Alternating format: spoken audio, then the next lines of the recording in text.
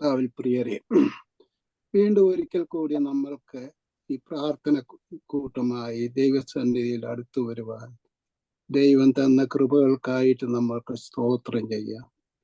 കഴിഞ്ഞ ആഴ്ചകളിൽ നമ്മളെ ക്ഷേമമായി കാത്ത കൃപയ്ക്കായിട്ട് നമുക്ക് സ്തോത്രം ചെയ്യാം. ഞങ്ങളെ അതിവാത്സല്യമായി സ്നേഹിക്കുന്ന ഞങ്ങളുടെ സ്വർഗീയ പിതാവേ, അവിടെ നിന്ന് ഞങ്ങളുടെ ഹൃദയത്തിന്റെ ഉൾക്കണ്ണുകളെ തുറന്ന് അവിടുത്തെ വചനത്തിന്റെ ആഴമായ സത്യം അവിടുത്തെ ആത്മാവിൽ കൂടെ ഞങ്ങൾക്ക് മനസ്സിലാക്കാനുള്ള ജ്ഞാനം ഞങ്ങൾക്ക് തരയണമേ. ആ ജ്ഞാനം ഞങ്ങളുടെ ജീവിതത്തെ സാഫല്യമാക്കാനുള്ള പരിജ്ഞാനവും തന്നിന്ന് ഞങ്ങളെ അയക്കണമേ. In Jesus' precious name we pray. Amen. So, what Solomon is doing is he's reminding us, unless God build the house, we are all laboring in vain. യഹോവ വീട് പണിയാതെ ഇരുന്നാൽ പണിയുന്നവർ വൃഥ അധ്വാനിക്കുന്നു. So what Solomon is trying to tell us is, through this word, the house is most of the time built by a contractor or a builder. He may be a believer or a non-believer. But the house became a home when God built that house. That means God will be the head of the house. He will be the foundation of the house. He will be our friend. He will be our guest. Moreover, നമ്മുടെ ദൈവം ഈ ലോകത്തിലേക്ക് വന്നത്, he came as a servant God, not to be ministered unto, but to minister. So that God's name we call in Jesus, Jesus. So Jesus is the head and the foundation of our home or our homely life. And as far as Jesus is concerned, when we look at Jesus, he himself was a poor, penniless, homeless bachelor who depended on the fish to cough out the pennies to pay his poll tax. That was his condition on this earth.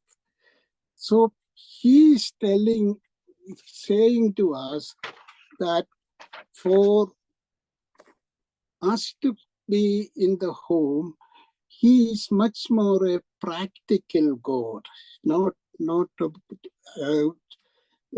speak from the pulpit and you do that, you do this. That is not what Jesus did. He walked all the way and spreading good news about his gospel to everybody. In that process, he fed the hungry, he healed the sick, he gave sight to the blind, he made a lame walk, he made deaf to hear, he cried with people who cried in grief. And he is the God and who has given boat full of fish for the fishermen who couldn't catch anything. So he was a very practical God, down to earth. He walked around for us to follow him. So why he came? He came to give us life and life to his fullness. So he came as a Lamb of God to take away our sin and the sin of the world. So in him, the word became flesh. And he became flesh. So the written word became a living word. So that living word dwells in our heart, and so that we all become alive in Christ. That is what Jesus came for. And in the process, he was wounded for our transgression, and by his stripes we were all healed. Then our Heavenly Father, through the Spirit, raised him from the dead, and he is seated on the right hand and looking after us as the advocate, so that in കുടുംബ ജീവിതത്തിൽ നമുക്ക് പ്രശ്നമുണ്ടെങ്കിൽ we can boldly approach its throne of grace to obtain mercy and receive grace in our times of distress. That is our Jesus. So he is that creator, sustainer, and redeemer of our home and our family life. So the success of the family therefore depend on when Jesus is the head and he is the foundation. So further, when he has gone up, he has given us his spirit. പരിശുദ്ധാത്മാവിനെ നമ്മൾക്ക് ധ്യാനമായി തന്നു. എന്തിനാകുന്നു? നമ്മുടെ ജീവിതത്തിൽ, നമ്മുടെ കുടുംബത്തിൽ പാപത്തെയും നീതിയെയും ന്യായവിധിയെയും കുറിച്ച് ബോധമുള്ളവരായി ജീവിക്കാൻ വേണ്ടി he has given us the Holy Spirit. Further, the Holy Spirit is the one explain to us the meaning of his word and gives us the wisdom to follow it. That's why Jesus has sent us the Holy Spirit. അതിനാൽ നമ്മളോട് ഈ ശലോമോൻ അവധി പറയുന്നത്, നമ്മൾ അധികാലത്ത് എഴുന്നേറ്റ് പോയിട്ട് രാത്രിയിൽ വളരെ നേരം രാത്രിയിൽ പ്രയത്നിച്ച് കഠിന പ്രയത്നം ചെയ്ത് ഉപജീവിക്കുന്നത് വ്യർത്ഥമാത്രയെന്ന് അവിടെ പറയുന്നു. Rather like Jews, we should start our day in the evening by resting in the Lord. നമ്മൾ ദൈവത്തെ മഹത്വീകരിച്ച് അവന്റെ വഴികളെ അറിഞ്ഞ് നമ്മുടെ കിടക്കയിൽ അവനെ ഓർക്കുകയും, ഉറക്കം വരാത്ത രാത്രി യാമങ്ങൾ ഉണ്ടെങ്കിൽ അവനെ ധ്യാനിച്ചുകൊണ്ട് നമ്മൾ കിടന്നാല് തൻ്റെ പ്രിയന് വേണ്ടിയതെല്ലാം അവൻ ഉറക്കത്തിൽ അവന് ദാനമായി തരുമെന്നാണ് ഈ നമ്മളോട് ഈ സങ്കീർത്തനം പഠിപ്പിക്കുന്നത്. But Jesus, so how we are going to survive in our family? Jesus said, ask and it shall be given to you. But simply asking, you won't get it. We should remember what Jesus said or advised us in Mark 11:24. When we ask, we have to ask in faith, and we have to believe and learn to thank God for already receiving what we have asked for before we say Amen in the same prayer. That is faithful prayer. So അങ്ങനെ ചോദിക്കുമ്പോൾ നമ്മൾക്ക് നൽകി തരുമെന്നാണ് കർത്താവ് നമ്മളോട് പറഞ്ഞിരിക്കുന്നത്. അപ്പോൾ ദൈവത്തിന്റെ കയ്യിൽ നിന്ന് അനുഗ്രഹങ്ങൾ കിട്ടുന്നത് it is just A supply on demand. നമ്മുടെ ഡിമാൻഡ് അനുസരിച്ചായിരിക്കും ദൈവം പ്രൊപ്പോർഷനേറ്റ് ആയിട്ട് തരുന്നത്. ഫോർ എക്സാമ്പിൾ, നമുക്കൊരു വീടുണ്ട്, അതിൻ്റെ മോർഗേജ് അടച്ചു തീർക്കണം, കുറെ കടമുണ്ട്, അത് കടം തീർക്കുന്നതാണ് നമ്മുടെ മുഖ്യ ഉദ്ദേശം. അത് മാത്രം മതിയെങ്കിൽ അതായിരിക്കും ദൈവം തരുന്നത്. For example, the widow in a prophet Elisha's time, she had a husband died and she had a great debt. She didn't know what to do and she is going to lose the house. So the prophet prayed to God. അവരുടെ കയ്യിലുണ്ടായിരുന്ന കലത്തിൽ പാത്രത്തിൽ നിന്ന് started pouring oil. He kept on pouring till the last vessel was filled. So probably she thought that is all she needed, and that is all she got, and she could clear the debt and probably with more money to leave. So depending on what we ask in faith, that is what we are going to receive. That's why Jesus said, not to put your treasure in this world, but the treasure in heaven. So you should put the word of God as the treasure in your heart. So through that, you will have a continual flow of living water and bread to feed us and lead us to eternal life. So Jesus asked us, so Jesus is a very humble, simple person. All Jesus he said was, when we pray, ask for our daily bread. Give us this day our daily bread. അന്നു ഞങ്ങൾക്ക് ആവശ്യമുള്ള ആഹാരം ഇന്ന് ഞങ്ങൾക്ക് തരണമേ. നാളത്തെ പറ്റി don't bother. Jesus is saying, first of all, we may not know we need that food tomorrow, only God knows. Second thing is, നാളെയെ കൊണ്ട് എൻ മനസ്സിൽ ലെവലേശം ഭാരം വേണ്ട, ഓരോ നാളും എൻ്റെ ദൈവം എന്നെ കാക്കുമെന്നുള്ള വിശ്വാസം. So don't worry about the manna tomorrow. Tomorrow will worry about itself. That is what Jesus taught us. So in terms of supply and demand, Apostle Paul clearly says that what we need. Paul says in Philippians 4:19, my God shall supply all my needs according to his glorious richness through Christ Jesus. എനിക്ക് വേണ്ടിയതെല്ലാം ദൈവത്തിന്റെ മഹത്വത്തിൽ ക്രിസ്തുയേശുവിൽ കൂടി എനിക്ക് നൽകും. That was the Paul's belief and Paul's faithfulness. So that is how Paul lived. But Paul says that you don't have to be satisfied with just with that, in case, because you cannot get more. സ്വർഗത്തിലെ സ്റ്റോറിലെ ഭണ്ഡാരത്തിലെ കർത്താവിൻ്റെ അകത്ത് ആവശ്യത്തിന് കാര്യങ്ങളുണ്ട്. So ask for more, but you must be content with your need, but not greed. But it is God's willingness to give you more, he will give more. That is what Paul is saying us in Ephesians 3:20.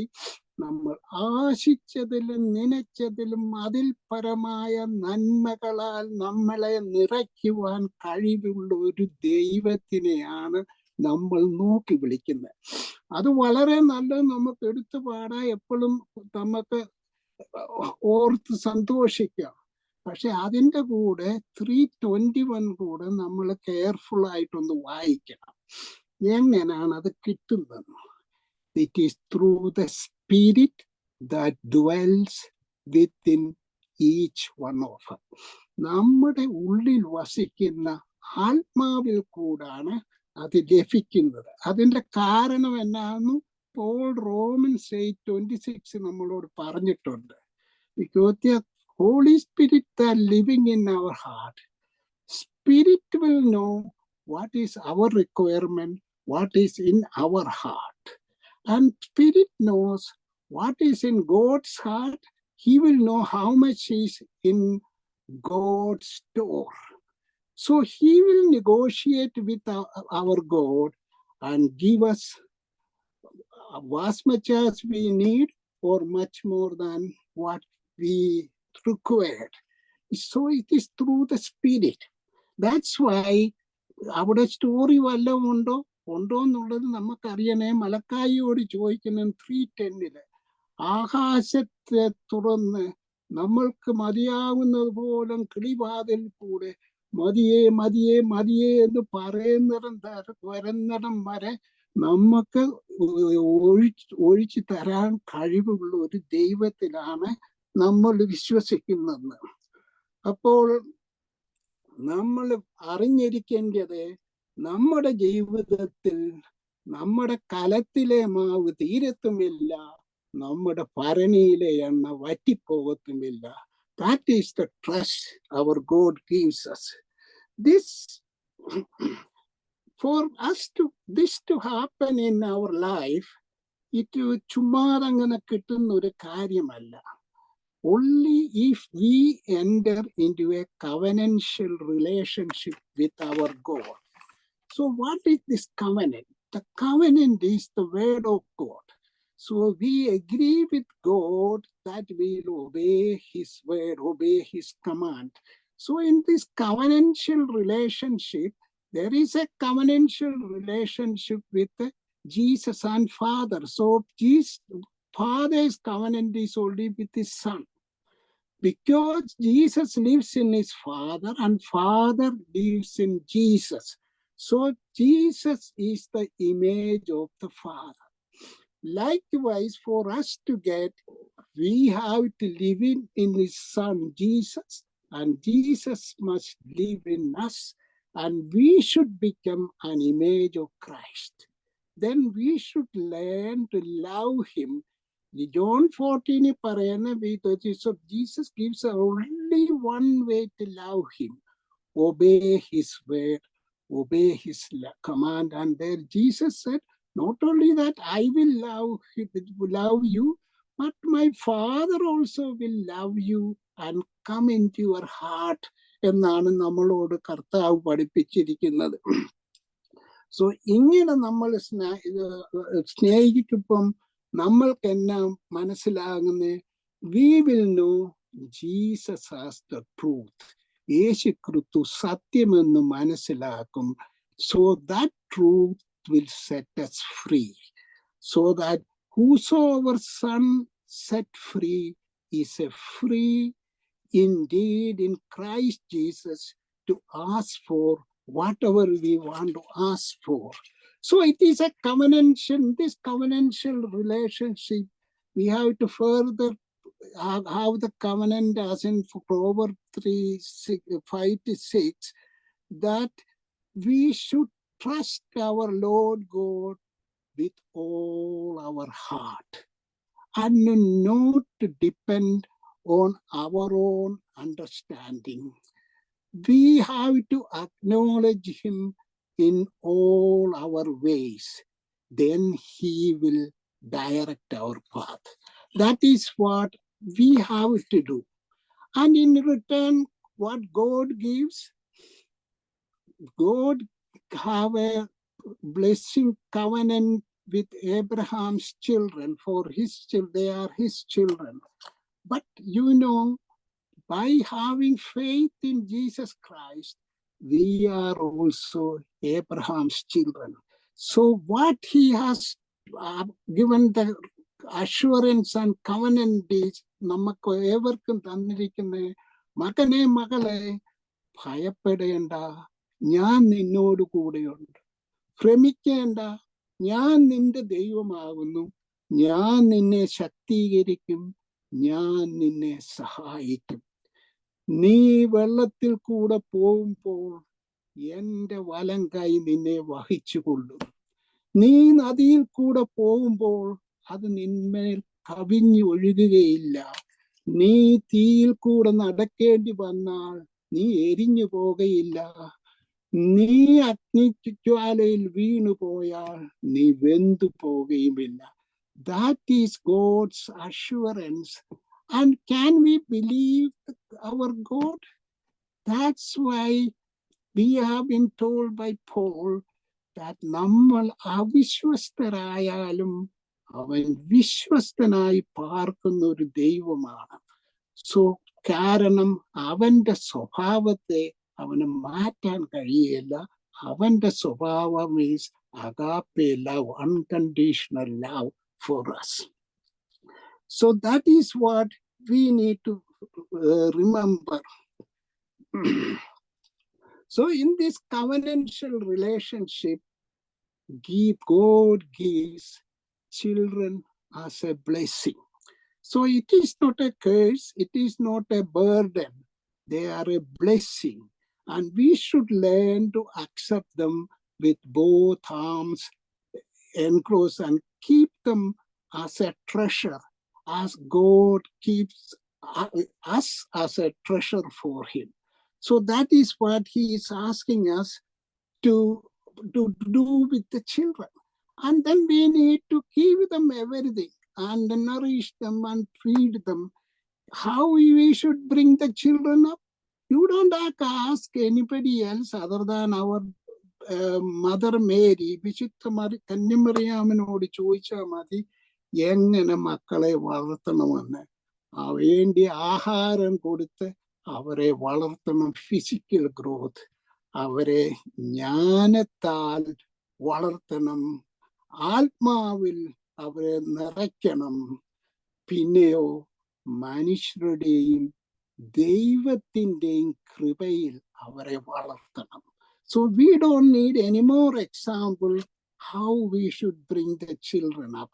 In addition, we should give them faith. They should be faithful children. So we don't look any further. Just look at Timothy. Timothy's grandmother Lois and his mother Eunice asked them how you should bring the children up in faith, looking as Timothy. So that is what we need to do. So the result of that will be, we have to discipline also the children. And then, as in Proverbs 29:17, they will give us rest in our old age, and they will be a delight to ourselves, our eyes, and to our soul when we see them grow that way. So for the children to do this, we have additional responsibility that we have to teach them and train them as Solomon advises in Proverbs 22:6. So teaching and training. For that, I being a doctor, I can say to you that I can have 15 or 20 letters against my name. I can have the whole knowledge in the world about the medicine, but I will not be a good doctor if I don't train myself, especially me as a surgeon. Unless you train to put that knowledge, to get the wisdom to put that knowledge into practice, it won't be any use to anybody. So that is what Solomon is saying, that train the children. So the teaching and training is not same. It is much different. So, but you need to have the knowledge first. Otherwise, you don't know what to train for. For that, ഒരു കുടുംബമായിട്ട് നമുക്ക് അറിഞ്ഞിരിക്കേണ്ടത്, we should know Deuteronomy 6:4-9. I am sure all the believing Jews make the children to by heart it. So അതിലെന്നാ നമ്മളോട് പറയുന്നത്, നമ്മൾ കുടുംബമായിട്ട് നമ്മുടെ ദൈവമായ കർത്താവിനെ പൂർണ്ണ ഹൃദയത്തോടും ആത്മാവോടും ശക്തിയോടും മനസ്സോടും കൂടെ സേവിക്കാൻ നമ്മുടെ മക്കളെ ദൈവവചനം പഠിപ്പിക്കണം. അത് പഠിപ്പിക്കുന്നതന്നെ അവര് വീട്ടിലിരിക്കുമ്പോൾ അത് പറഞ്ഞു കൊടുക്കണം, വഴി നടക്കുമ്പോൾ അതേപ്പറ്റി അവരോട് പറയണം, രാത്രി കിടക്കാൻ നേരം അവരെ അതിനെപ്പറ്റി പറയണം, രാവിലെ എഴുന്നേൽക്കുമ്പോഴും അവർക്കത് പറഞ്ഞു കൊടുക്കണമെന്നാ പറയുന്നത്. അത് കൂടാതെ അവരുടെ കൈകളിൽ അത് കെട്ടിവിടണം. So they will become the lamp unto the feet, unto their feet. അത് കഴിഞ്ഞ് അവിടെ നെറ്റിക്ക് കണ്ണുകളുടെ ഇടയിൽ അത് just like a searchlight, you should put them so that they will become the light unto their path, ദൂരവേ കാണാനായിട്ട്. അത് കൂടാതെ നമ്മുടെ ഗേറ്റിൽ അത് എഴുതി വെക്കണം. മക്കൾ ഇറങ്ങി പോകുന്നോണ്ടേ they will look at the word of God and set their journey. എന്നിട്ട് നമ്മുടെ കട്ടിളപ്പടികൾ, നമ്മുടെ വാതിൽ അത് എഴുതി വെക്കണം. അവർ തിരിച്ച് വീട്ടിൽ വരുമ്പോൾ അത് നോക്കിക്കൊണ്ട് അകത്ത് കയറണം. This applies to children as well as us. But since we are talking about the children, that's the way it should go. So this is as far as the training is gone.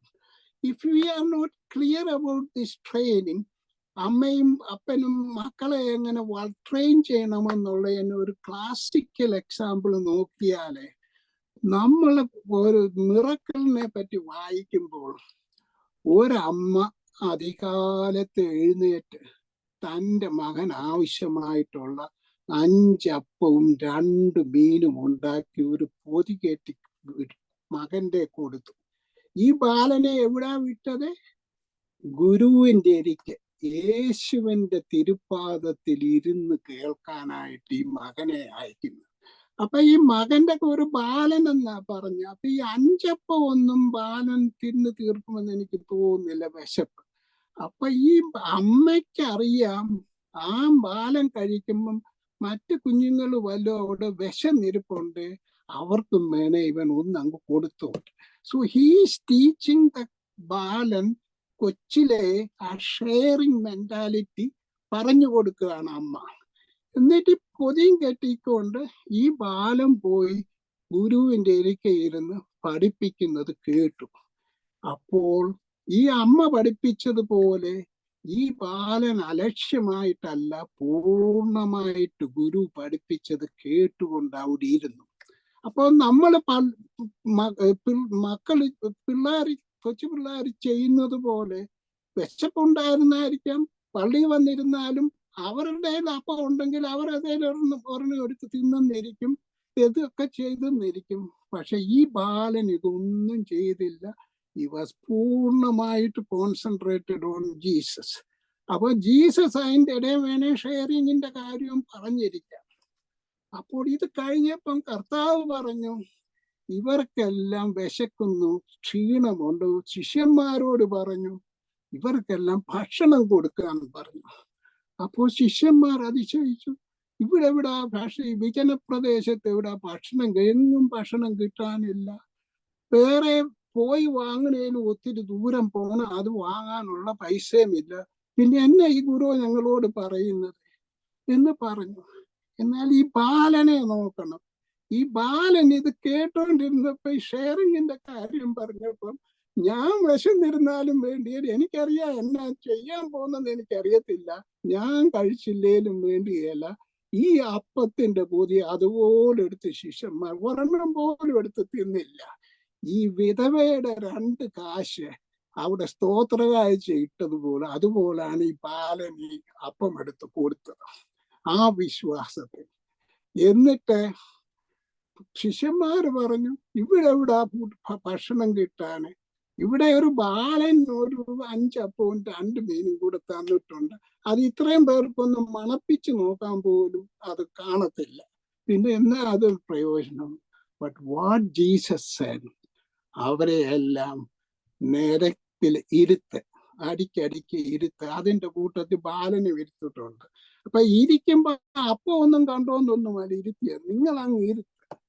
ഏതായാലും ആളുകളും വിശ്വാസത്തിലിരുന്നു, ശിഷ്യന്മാരും അവരെ ഇരുത്തി. എന്നിട്ട് ചെയ്യേണ്ടതെന്നാണ്, അനുഗ്രഹം കിട്ടുന്നത് എങ്ങനെയാണ്, വർധന കിട്ടുന്നത് എങ്ങനെയാകുന്നു? ഈ അപ്പം സ്വർഗത്തിലേക്ക് ഉയരി പിതാവിനെ മഹത്വപ്പെടുത്തി ഈ അപ്പം നുറുക്കിയപ്പോൾ 5000 പുരുഷന്മാരും കഴിച്ചു, സ്ത്രീകളും മക്കളും കൂടെ ഒരു 12,000 പേരിലും അവിടെ ഉണ്ടായിരുന്നു. അവരെല്ലാം കഴിച്ച് തൃപ്തരാക്കി. ഓടി ഈ അവിശ്വാസികളായ ശിഷ്യന്മാരിനെ അവിശ്വസിക്കാതിരിക്കാൻ വേണ്ടി 12 കൊട്ട ബാക്കി വെച്ച് അവർക്ക് ഓരോ കൊട്ട കൊടുത്തു. അപ്പോൾ നോക്കിക്കോണേ, ഒരമ്മ ഒരു മകനെ അയച്ചത്, ആ ഷെയറിങ്ങിന്റെ അതിന്റെ ഗുരുവിന്റെ അയച്ചതിന്റെ ഗുണം, ആ മകൻ അത് ഫോളോ ചെയ്തതിന്റെ ഗുണം, ആ ട്രെയിനിങ് ഫോളോ ചെയ്തതിന്റെ ഗുണം. അപ്പോൾ ആ അമ്മ ഇത് ചെയ്ത മകന്റെ അപ്പമില്ലായിരുന്നെങ്കിൽ കർത്താവ് സാത്താൻ പറഞ്ഞതുപോലെ ഈ കല്ലപ്പമാക്കി കൊടുക്കേണ്ടി വന്നേ. അപ്പൊ അവിടെ സദ്യക്ക് നമ്മളായിരുന്നു പോയിരിക്കുന്നെങ്കിൽ നമ്മൾ ആ മീൽ എൻജോയ് ചെയ്യാൻ പോകുന്നില്ല. അപ്പമാന്ന് കണ്ടാലും ഓരോ കടിക്കും നമ്മൾ ചിന്തിക്കും, ഇത് അപ്പമാണോ കല്ലാന്നോ കടിക്കുന്നത്. സോ ആ അമ്മയുടെയും മകന്റെയും ഷെയറിങ്ങും കാരുണ്യവും കൊണ്ട് കർത്താവിനും ഇവരുടെ വിശ്വാസം മാറ്റാതെ അവരെ പറഞ്ഞയക്കാൻ പറ്റി. This is called training, teaching and training our children. നമ്മുടെ മക്കൾ, ഈ കുഞ്ഞുങ്ങളെ ഇങ്ങനെ വളർത്തിക്കൊണ്ട് വരുമ്പം നമ്മൾ അറിഞ്ഞിരിക്കേണ്ടത്, നമ്മുടെ മക്കൾക്കെല്ലാം റോൾ മോഡൽസ് കാണും.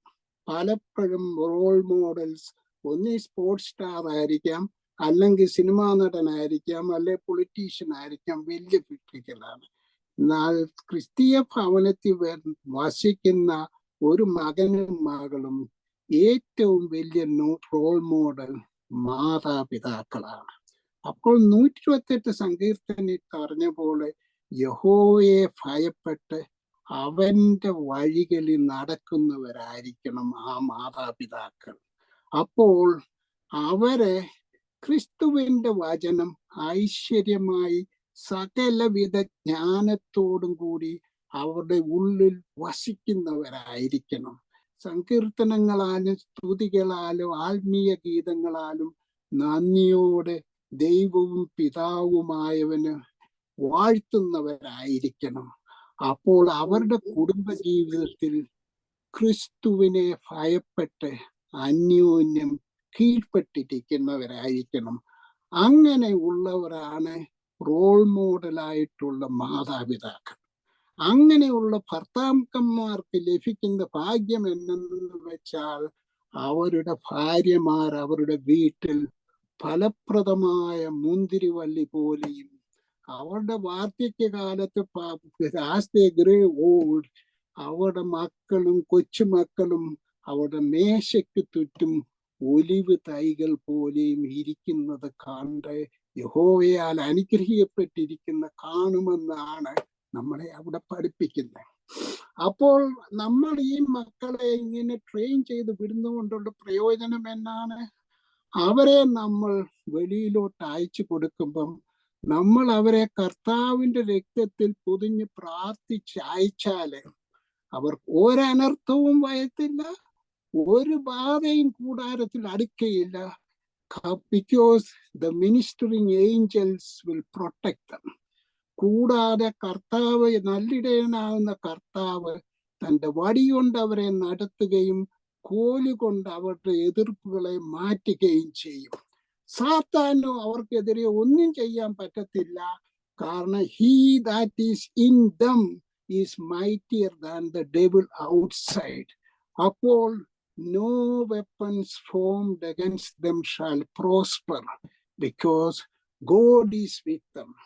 അങ്ങനെയുള്ള മക്കൾ എങ്ങനാകുന്നു? അവിടെ യൗവനത്തിലും തന്റെ സൃഷ്ടാവിനെ ഓർക്കുന്നവരായിട്ടല്ല, അറിയുന്നവരായിട്ട് ജീവിക്കുമെന്നാണ് പറയുന്നത്. അപ്പോൾ ശലോമോൻ പറയുന്നത് ഇങ്ങനെയുള്ള മക്കളെ കൊണ്ട് തൻ്റെ ആവനാഴി നിറച്ചിരിക്കുന്ന മനുഷ്യർ മാതാപിതാക്കൾ ഭാഗ്യവാനും ഭാഗ്യവതികളും എന്നാണ് പറയുന്നത്. അപ്പോൾ ആ ഭാഗ്യത്തിലുള്ള പ്രയോജനം എന്നാ? That is our investment in the children. That is what they for us and for God's purpose. അപ്പോൾ അവർ വെറും ഇൻവെസ്റ്റ്മെന്റ് മാത്രമല്ല, ഈ ആർച്ചറിന്റെ കയ്യിലെ അമ്പ് പോലെ നമ്മുടെ കയ്യിലെ ഈ അമ്പുകളെ we can shoot to far away places. So the children will carry the good news of the good news of the gospel to far away places to spread his word of God, that we ourselves may fail to go. So they are the arrows in a warrior's hand. ഇതാകുന്ന പ്രിയ സ്നേഹിതരെ നമുക്ക് സൗഭാഗ്യം നൽകുന്ന ആനന്ദകരമായ ക്രിസ്തീയ ജീവിതമെന്ന് നമ്മളെ പഠിപ്പിച്ചിരിക്കുന്നത്. So many a time we hear that word of God is so boring, it is no time to listen, or we cannot take more than 3 points in our head because it's so boring.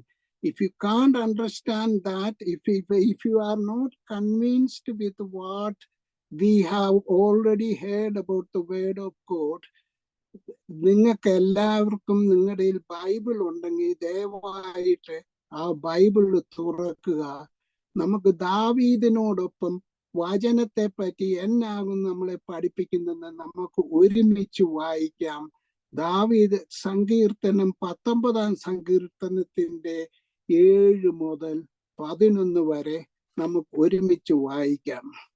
യഹോവയുടെ ന്യായപ്രമാണം തികവുള്ളത്, അത് പ്രാണനെ തണുപ്പിക്കുന്നു. യഹോവയുടെ സാക്ഷ്യം വിശ്വാസ്യമാകുന്നു, അത് അല്പബുദ്ധിയെ ജ്ഞാനിയാക്കുന്നു. യഹോവയുടെ ആജ്ഞകൾ നേരുള്ളവ, അത് ഹൃദയത്തെ സന്തോഷിപ്പിക്കുന്നു. യഹോവയുടെ കൽപ്പന നിർമ്മലമായത്, അത് കണ്ണുകളെ പ്രകാശിപ്പിക്കുന്നു. യഹോവ ഭക്തി നിർമ്മലമായത്, അത് എന്നേക്കും നിലനിൽക്കുന്നു.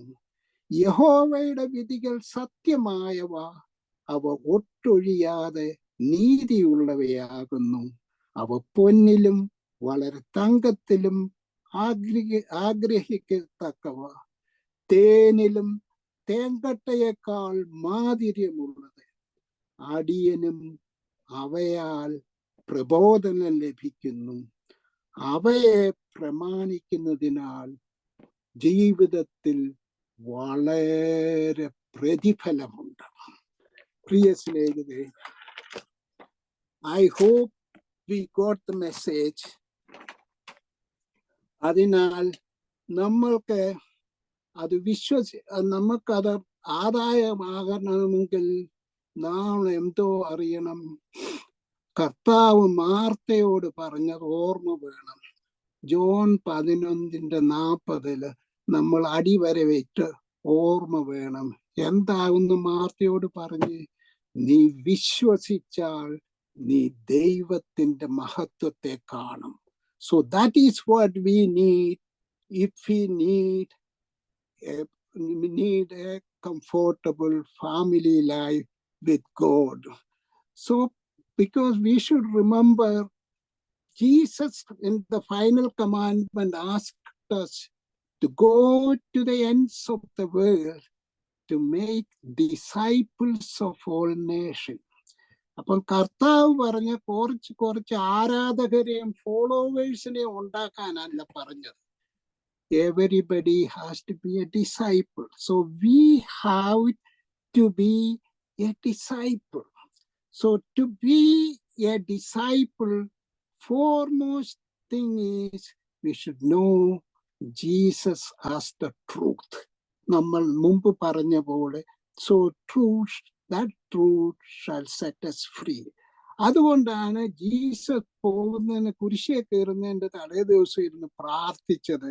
ജോൺ 17:17 പിതാവേ, സത്യത്താൽ ഇവരെ വിശുദ്ധീകരിക്കപ്പെടണമേ, നിന്റെ വചനം സത്യമാകുന്നു. ഓ father, sanctify them with truth. Your word is the truth. ആ വചനം സത്യമാണെന്ന് അറിഞ്ഞുകൊണ്ട് ജീവിക്കാൻ പരിശുദ്ധാത്മാവാൻ ദൈവം എന്നെയും നിങ്ങളെയും സഹായിക്കട്ടെ. In Jesus' name we pray.